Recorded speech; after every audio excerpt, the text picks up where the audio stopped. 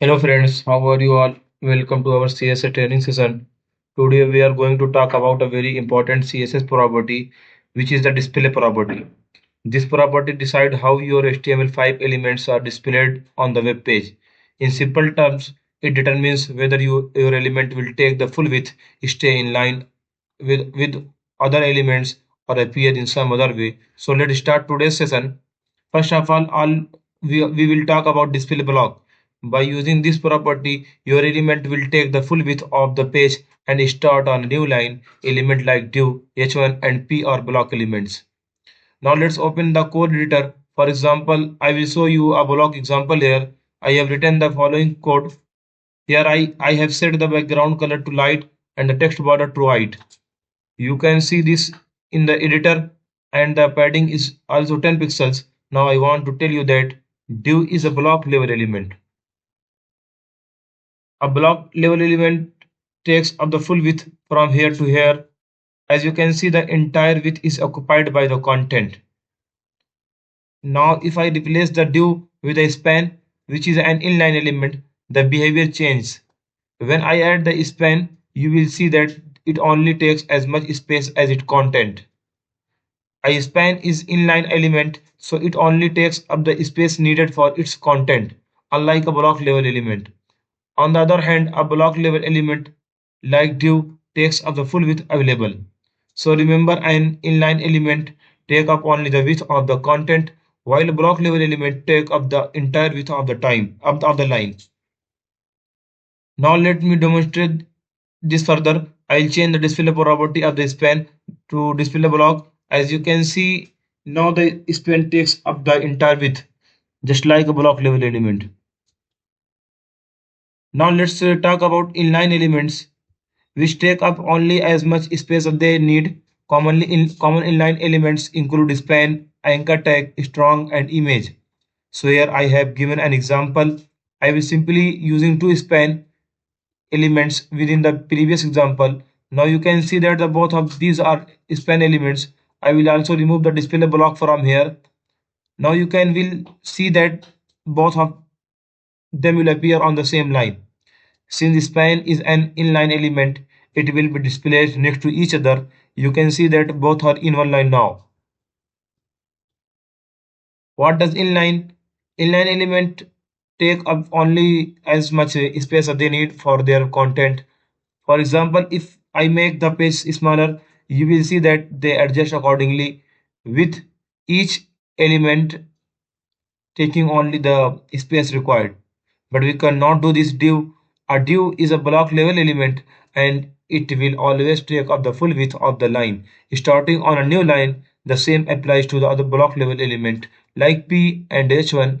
These are all block level elements and will behave similarly. Now I will explain how to use block inline.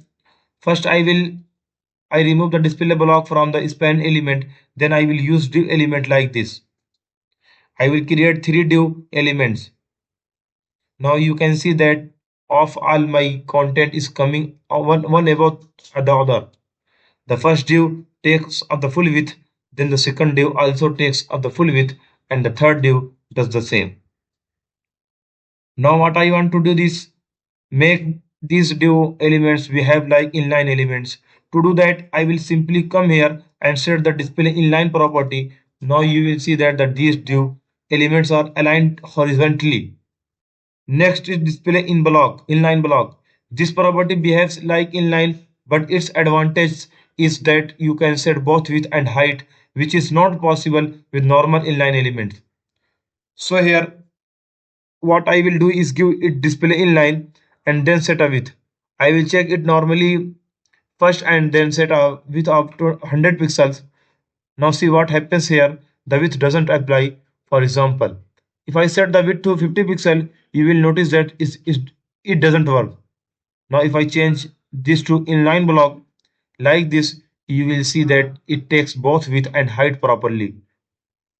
Whatever values I set for width and height are now applied. This is the advantage of inline block. Now let's talk about display none. With this property, your elements become completely hidden and do not take up any space. meaning this element is completely removed from the document flow. So let's see it with an example. For instance, here I will simply remove the width from a div, and you can see that all three of my elements are here. I block one and remove one and leave the rest as is. Now you can see that the elements are stacked one after the other.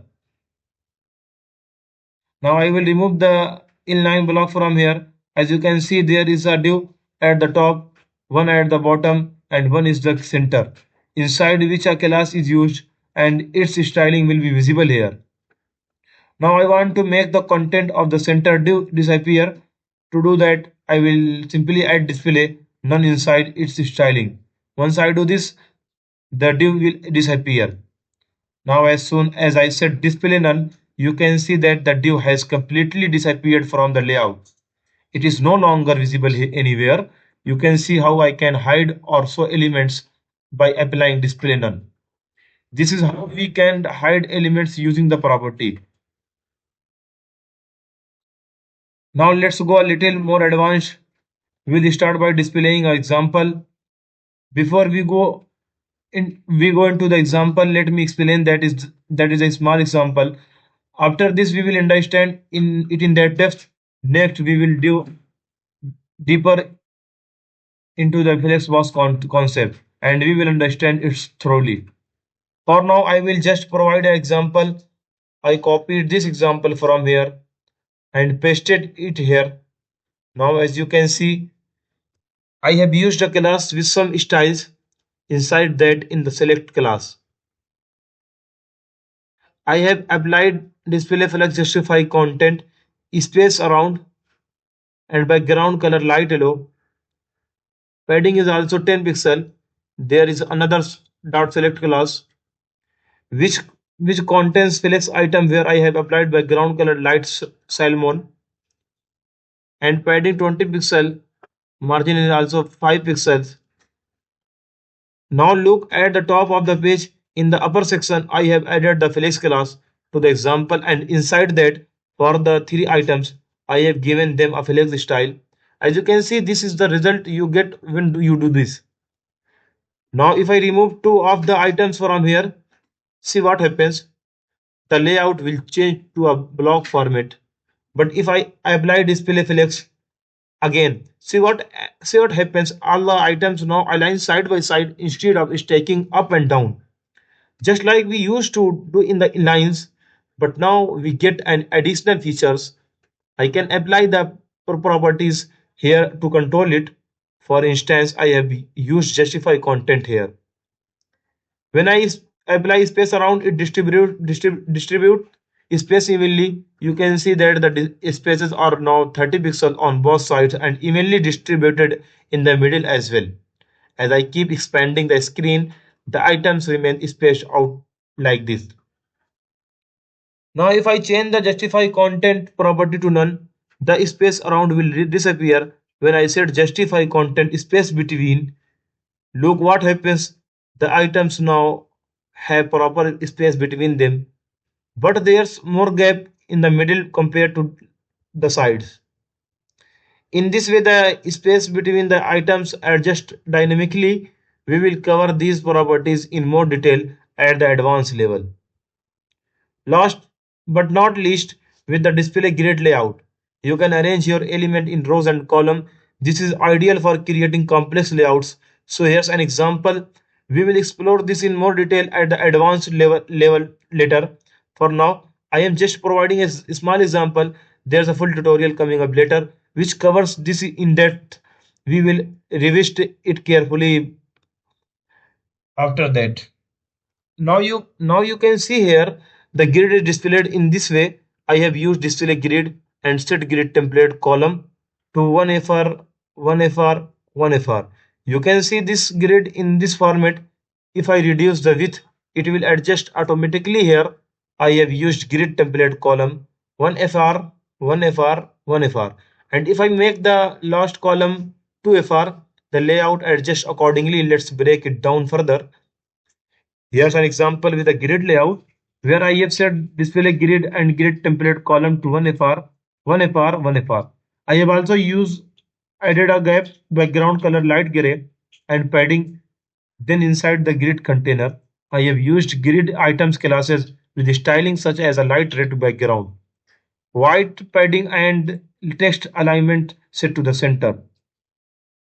I'll explain that inside the grid center container, there are 6 items with the grid item class, which is why it looks like this. The gap between the items is controlled by the gap property, and the grid template column property determines how we set the layout inside the grid.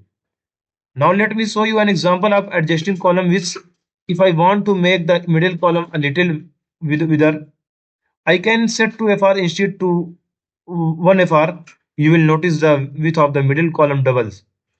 With the other 2 columns remain the same. If I want to last column to make more space, I can set it to 2FR as well. This is how can we use create different layout using the grid system. We will dive deeper into grid properties at the advanced level, where we will explore other properties using it grid layouts. This was a quick overview of the display property block, inline, flex, and grid, all of which help you control your designs. If you want to learn how to control the layouts of your web page, it's important to understand this property. If you have any questions, feel free to ask in the comments. Keep smiling and happy coding. Thank you.